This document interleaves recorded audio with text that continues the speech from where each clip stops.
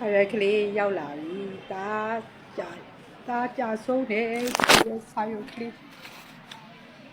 ရောက်လာပြီတကယ်တော့စားလေးကြာဆုံးသွားပြီကိုဒီဆာရွက်ကလေးရောက်လာတော့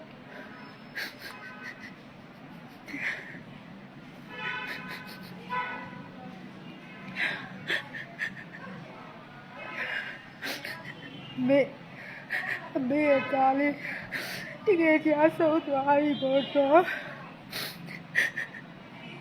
မေးရင်နေတာပါလေသားရဲ့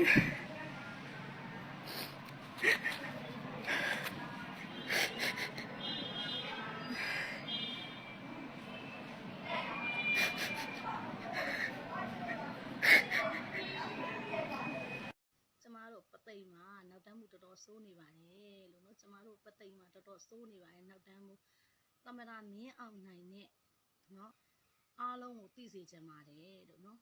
တိုင်းတိုင်းလုံးထဲမှာအစိုးဆုံးနောက်တန်းမှုရှိပါတယ်လို့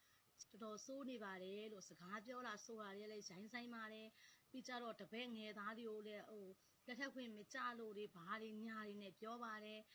သမရမင်းအောင်နိုင်အဲ့တိုင်အဲ့နောက်တန်းမှုကိုလေမြန်ဆက်ရှေ့တန်းပို့ပေးပါလို့နော်သူရှေ့တန်းမသွားရအောင်လို့အရန်ကာထားပါတယ်လို့အရန်စိုးပါတယ်900ခွန်နောက်တန်းမှုပို့စုပတ်ဆက်စိုးနေပါတယ်လို့